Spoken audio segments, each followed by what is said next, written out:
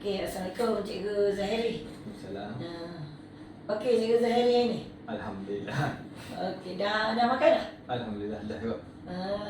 Alhamdulillah. Okey. Jadi Terima kasih kerana datang.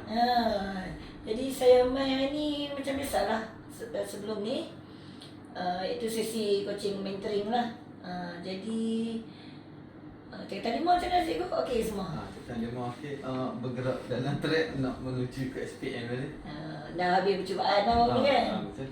Tengah makin ketat besar ke? Dah Selesai dah? Selesai dah, cuma tengah memperkasakan kebab lagi sedikit. Okey. Sebelah belakang. Okey. Cikgu, okey. Cikgu ajak berapa kelas? 2. 2 kelas total 5. Okey. Jadi saya nak tanya cikgu lah. Semasa PDP 3/5 ni, apa yang cikgu rasa ada kekangan pada cikgu lah dalam nak menyampaikan pengajaran cikgu kepada pelajar? Untuk kata 5, Ya. masalah saya dalam PDPC ialah nak menyampaikan hasrat KPM untuk PAK 21 pembelajaran terbeza. Kalau kat sini masalah saya ialah kepelbagaian arah murid kat sini agak susah sebabnya dalam kelas tu biasanya mereka level tu lebih kurang sama je. Jadi bila kita nak buat pembelajaran terbeza tu, kita akan alami sedikit kesulitan lah. Sebabnya kita nak pecahkan dia dalam kumpulan tu untuk membuat pembelajaran terbeza tu susah sebab level mereka tu hampir sama, iaitu level sederhana dan rendah. Kecuali kelas yang depan sekali lah. Ya. Cikgu ajar kelas belakang ke depan? Belakang ada, depan pun ada. Tapi banyak yang belakang. Okey, kalau kelas belakang tu berapa level ada dalam kelas belakang tu? Kalau kelas belakang tu Cikgu bagi berapa? dari kelas belakang tu mereka akan berada dekat sederhana ataupun lemah. Tapi majoritinya berada dekat lemah. Mungkin ada lah 2-3 orang yang berada dekat sederhana tu. Tapi untuk tinggi tu suka nak cari dalam kelas. Jadi cikgu bagi pada dua level. Dua level lah. Jadi selalunya kalau pelajar yang level sederhana dengan lemah ni, cikgu nak bezakan mereka tu dari segi apa dalam kelas tu? Paling senangnya nak levelkan dia adalah melalui pentaksiran berterusan waktu PDPC tu lah. Sebab bila macam tu jawapan mereka pun kita dapat tahu mereka ni berada dekat arah mana.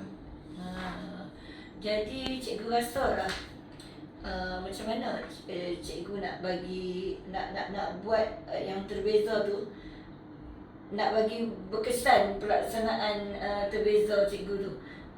Cikgu nak buat macam mana? Nak bagi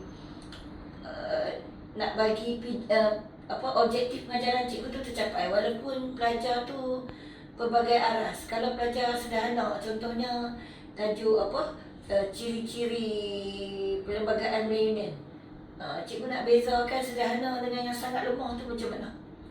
Kalau saya, pendapat saya, kalau nak levelkan dia orang ni, satu boleh level melalui pentaksiran yang tu yang paling senang.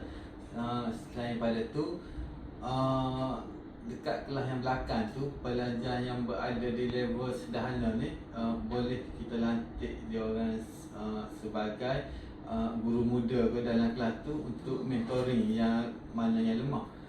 Selain pada tu, saya perasan untuk kelas belakang juga masalah utama dia motivasi lah dalam pembelajaran tu satu.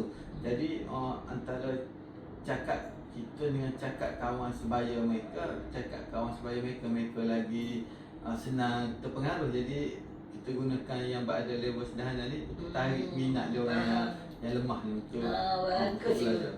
Okey, jadi cikgu maksudnya cikgu dah melaksanakan guru muda lah dalam kelas. Maksudnya yang sederhana tu akan bimbing pelajar yang lemah. Okey.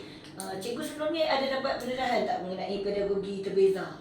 Pedagogi terbeza ada, satu melalui ketua panitia saya, lepas tu yang kedua melalui guru kanan, dan yang ketiga daripada SIC pilihan cikgu saya sendiri lah untuk pedagogi terbeza. Okey, jadi mungkin selepas ni kita akan masuk ke kelas cikgu untuk sesi PDP, bimbingan PDP. Kita akan tengok macam mana cikgu aplikasikan pedagogi terbeza tu lah.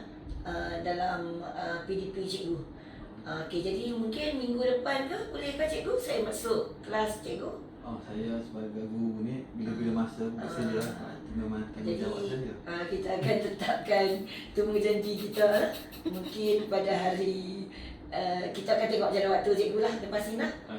Jadual waktu cikgu kita akan masuk ke kelas dan kita akan lakukan bimbingan dari segi kepelbagaian aras murid cikgu lah. Jadi terima kasih lah cikgu.